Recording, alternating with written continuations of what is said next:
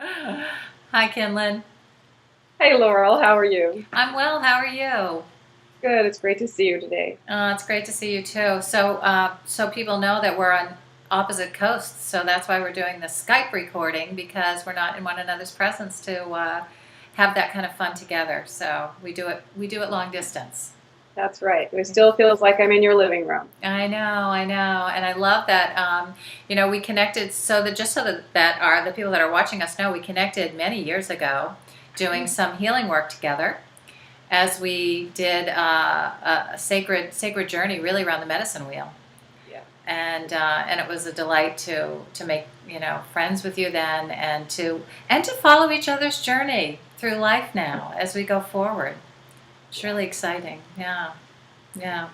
So the last time we talked, we were talking a lot about relationships and navigating that primary relationship and how important it is in our own lives to find our path through there because it affects everything and everybody that we come into contact with.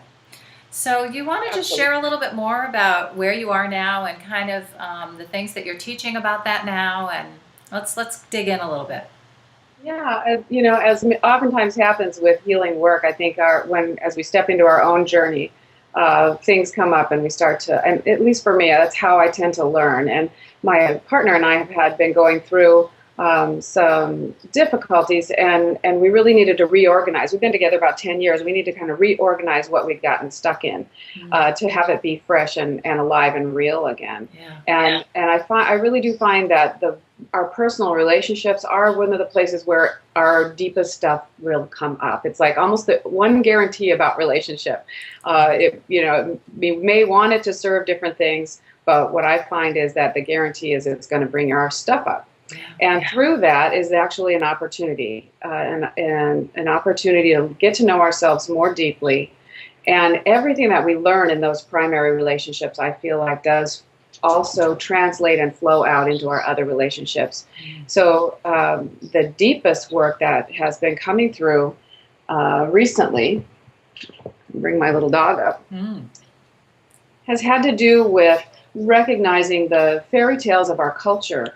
This fairy tale feeling that, oh, well, I'm going to meet someone and they are going to complete me, and somehow they're going to love me forever, and I'm going to be able to bank on that, and that's going to build my security in myself, and somehow I'm going to feel completed by this other person. Mm. And what I really found in this past year was how much of a fairy tale that is, Mm. and I really had to grieve that as I really began to understand that I cannot reach out into the world and put my needs on someone else. I can't say, will you love me forever? And have someone say, yes, I'll love you forever back, and have that have meaning inside of me. I Yeah. mean, it's nice to hear the words, but there's always this sort of edginess of like, is it real?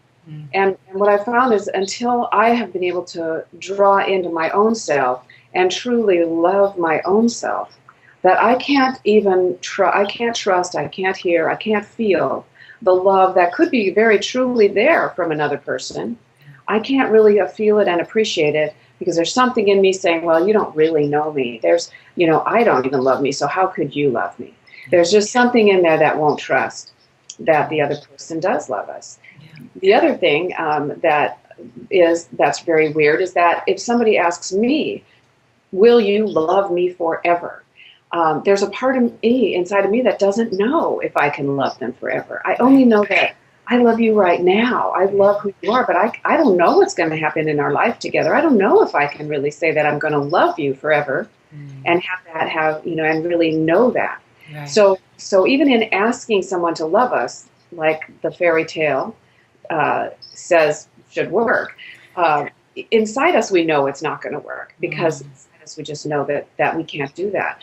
And so what we've been doing lately in our work is we've been helping people to draw that energy back, to instead of letting that little wounded part of ourselves that needs to be loved, instead of letting them reach out to another person and kind of hang that on them, is to draw that back and have that little child, what I say is like, come up on your lap And what I mean is like to drop into the real true sense of who you know you are, that soulful self that you've worked hard, done your personal work to find, that kind of limitless fullness, or even your own divine nature, your centered self. And then draw that little child up on the lap of that centered self and speak to it the words that it needs to hear. And so if it has to do with love, to say to that child, I'm the one who will love you forever. Come to me and I will always love you. And, I can feel myself tear up as that little child hears that, and it finally soaks in, and it finally gets that the love it's really looking for is right there within it, and right there in connection with that deeper sense of ourselves. Yeah, yeah. It's interesting. I think about, as you're speaking, I'm thinking about, working with women. Most of my client population is women, and the search for that significant other partner that I think we all crave at some level. It's almost like it's built into our being to want that other, and I think that when I'm working with women, I always feel like the journey is to be able to do just what you're talking about, both alone and in partner with the other person, so that whether you're in relationship or not, you have that sense of wholeness and fullness of love from within. And yet, I think that it doesn't necessarily replace the reflecting back of when someone else is loving us. Right. Yeah. So, But if you take yeah. them on the hook Mm. for those Yes. needs, it's sort of like a codependent relationship. If I'm sending my needs out to another person, I'm kind of leaning on them like this in the relationship. And if it's a codependent relationship, they're leaning back with their needs. And Yes. that's kind of what our culture sort of creates in a way, oftentimes, saying our needs are going to be met outside of ourselves. Right. So what happens when we start to own our own needs, we start to be able to stand in relationship closely with the other person. Now, if I own my own needs and I know that I love myself, I'm much more available to feel the love that really is there from that other person. Right. Or know if it isn't. Right? So like you're saying, I can stand in my knowing. I can love myself and not need that other person to love me. Then I can see whether they really do or not. Right. And they probably do. I mean, if they're in relationship with us, they probably do. Right. And then it feels. Don't you think it shifts from feeling to a need of love to just wanting the love of the other person because you love them? Yeah, it comes into sort of appreciating the love they offer in a completely different way. Right. And I know you and I have spoke about this before, that when we free them from those needs, when we're not reaching out to have them fulfill that need, then we see them in a completely different way. Right. We see even the little things that used to sort of bug us because they weren't filling that need. They're like, wait a minute, you're supposed to fill that need. All of a sudden, I can see my partner. I can see sort of like the delightful, delicate, it's almost like they sparkle because I can appreciate even parts that used to really bother me before, because I can appreciate their presence. I can appreciate them as a person, not just as that need filler. That it's incredible the difference that I've noticed that it makes. It also lets me know what my business and my truth is, and allow them to have their own business and their own truth. Yeah. What's coming up for me is probably a topic that we're going to a certain extent, put on hold and talk about a little bit later, but is the idea of being able to really create the experience of intimacy that comes from that self-love and really fully loving the other. And that's really the exploration. If you're going to have that kind of intimacy, there is the exploration of owning our dark side, owning the shadow side, that is, will create needs inadvertently in our lives, right? Yeah, Yeah. absolutely. Yeah.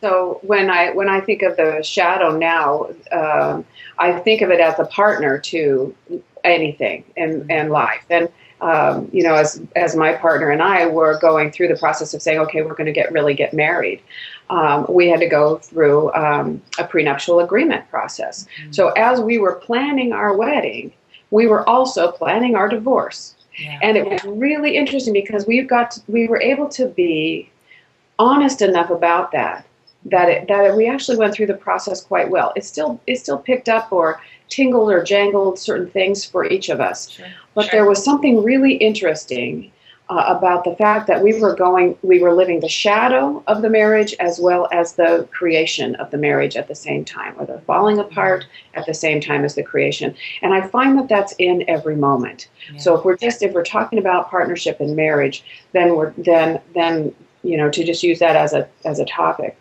And to look at it, I'm going to know, and it's been very helpful to know that right within the light and the beauty and the grace of that marriage is the shadow of that marriage, which is that at any moment we could make choices that send us down the shadow pathway or down the pathway of separating from that intimacy that we're trying to create. Mm. And so to be able to talk about, wow, what shadow is coming up now, or what's the shadow that happens in our marriage? Where does the shadow show up, or how is it working?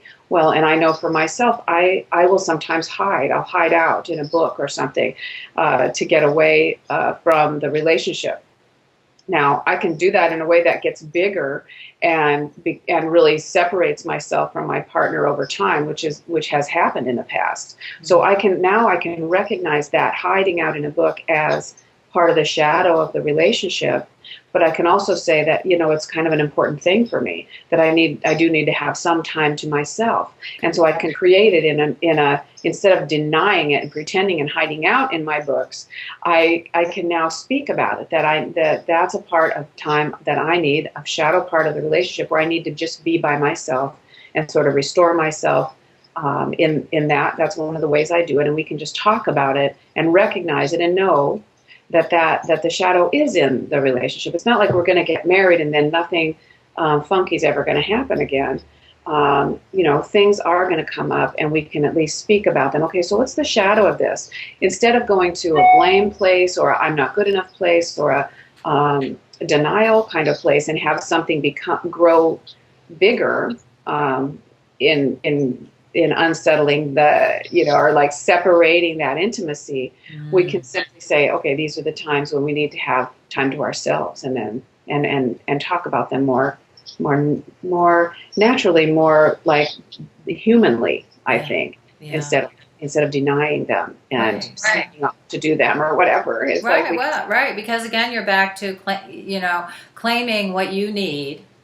And then taking that responsibility to fulfill it for self versus needing to have it go underground in some kind of way or feel defensive about it, because this is, I mean, at some level, our needs are meant to be honored and navigated, right? And that same when you could create stress in the relationship to have separation.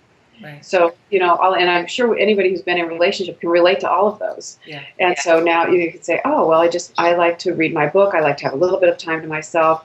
You know, do you need time to yourself? How are we going to navigate that or negotiate that? Or what are the things that come up as the shadow of relationship for the other person? And talk about them more, just honestly and effectively, I think. Yeah.